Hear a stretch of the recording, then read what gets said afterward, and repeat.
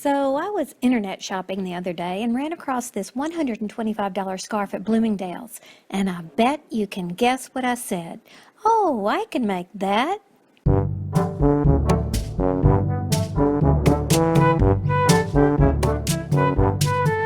But I made a silly holiday version. Hey everybody, it's me, Margaret, and I knew I couldn't replicate the nice materials that the Bloomingdale's scarf had, so being in the holiday mood, I came up with this. Now there are a few things I had to figure out along the way, so come along and I'll share my discoveries with you. First, I had to figure out what size poms to make. The description indicates this by the width of the scarf, 3.5 inches. So I decided that the blue clover pom-pom maker was the size I'd use. Check the description box for an Amazon link if you need it. Tip: use multiple strands of yarn to speed up the process. Here I used 3 small leftover balls, but I also pulled from the middle and outside of new skeins when I needed to.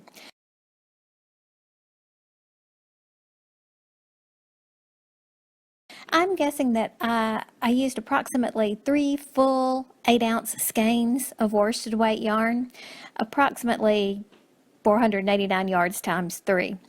It was hard to tell because I used a bunch of open skeins. I made a total of 16 poms and chose to make 14 red and 2 white. And I also took them outside to trim them up. The clover makers do a great job, but you still need to trim a bit to make sure that they're round.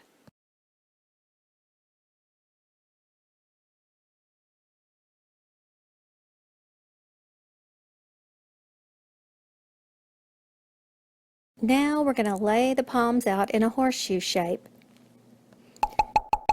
And we don't want to pack them on there too tightly. So make sure there's enough room on there to make them look like individual balls. And then, in order to figure out how much yarn we need to string them together, we need to go around this shape twice. There's once, and there's twice. And as my grandmother used to say, always add a bit again just to be safe. Now the reason we went around twice is because we want to double up. This will make sure that if one string doesn't hold up, the other one will. Just because you don't want to be out and about and have a weak spot and have your pom-poms drop all over creation. So I'm stringing both ends through, and then you put your needle right through the center and pull through until you have approximately that much left. And one at a time, make sure you go right through the center and be really careful about that, so that the ball hangs evenly. And don't worry about spacing just yet. Just get them on your big long string. Now you definitely don't want them all smushed up like this because number one, it's going to be too short for a scarf, and number two, it's so stiff you're going to look like a horse that just won the Triple Crown. So what you do want to do is separate them enough so that you'll have the entire pom-pom showing its full round shape. So just keep sliding them until you can see each individual pom-pom, but not necessarily the string underneath. You just want the 2 ends to just barely touch, like that. I think it's interesting that the poms don't slide very easily with the yarn that I used. Therefore, I didn't feel the need to put anything in between the poms to keep them in place.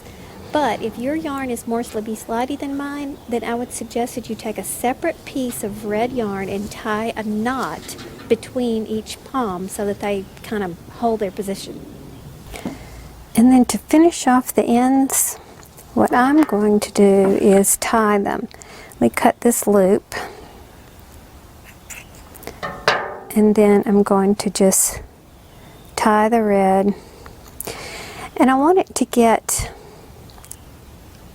up in there next to, let's see if you can see that better. Okay, I want you to be able to get your knot right up next to the center like that, and tie it off in a square knot. And then cut very, very close, just the red.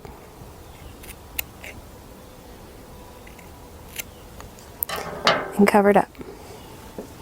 And then you'll do the same thing on this side, making sure to get all those whites out of the way. Tie your square knot. Make sure it lays right up against the center. And then trim your reds.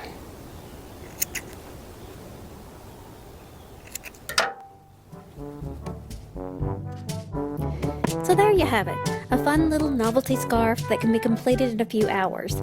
I think it would be a kick to do with some kids, and they'd have fun bopping each other over the heads with it. Consider using your scraps for a wild conglomeration of color. Whatever you do, make it fun.